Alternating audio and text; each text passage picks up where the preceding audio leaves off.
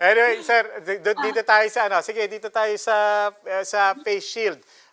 Narinig niyo naman po yung mungkahi. The debates are on two levels. One is the science of it. Does it actually help? What science are we standing on? And the other one, binanggit nga rin po ni Mayor Isko Moreno, totoo naman, may gastusin din yan. Diba? It is additional cost for our people. And then throw in na rin the convenience or the inconvenience for people. Pero ano po ba talaga ang posisyon ngayon ng gobyerno? And saan po ba tayo patungo when it comes to mga face shield? Well, si spokesman Harry Roque already said na with this needs further study because this has been the policy of government for so long. Kami rin sa DILG, si Secretary Eduardo Anyo also said na this also needs further study. And I got to talk to Mayor Isko about this also yesterday kay Yorme. And he clarified to me na this was simply a suggestion on his part.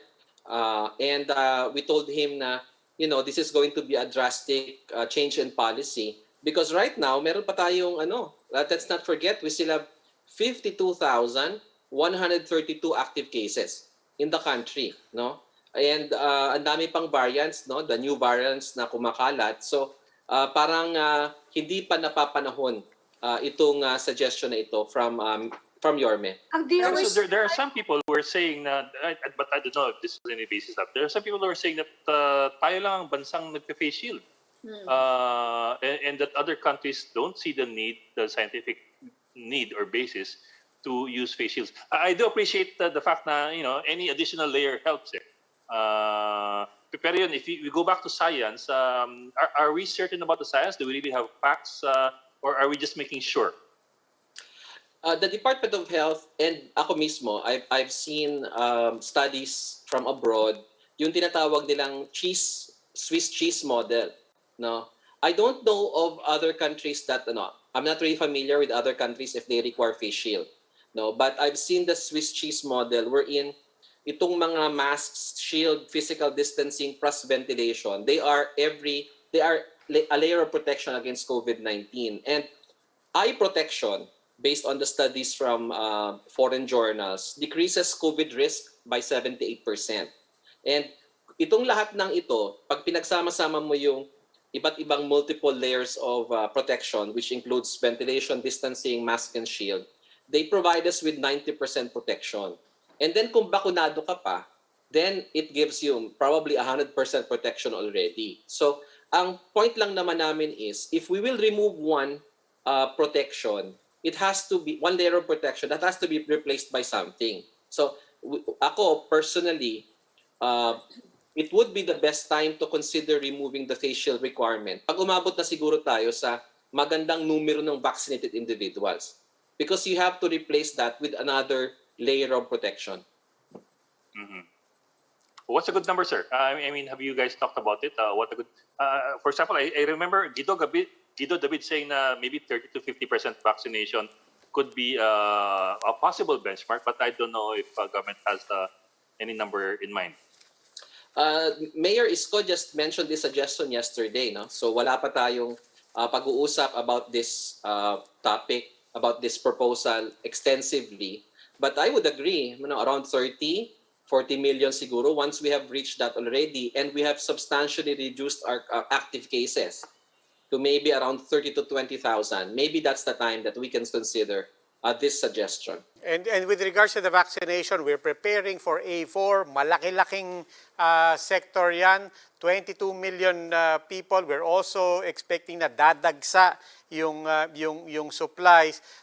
We were talking about not just vaccine envy, but now also LGU envy, where plainly, where we could see from social media, some LGUs are really more efficient than others. Have we also come up with, some sort of minimum standards as well for the vaccination process in the different LGUs para may minimum standards din po tayo doon? Yes, that's a good question because we saw that mga 2 weeks ago, Secretary Anyo called the meeting of the management committee of DILG to create a sort of a performance rating for local government units. Now, we wanted to find out who are the LGUs lagging behind and who are the LGUs that are doing well. And dati kasi yung ating pamantayan is eligible population, ilan ang na-vaccinate dyan. No, but recently we realized that that's not a good benchmark because people move.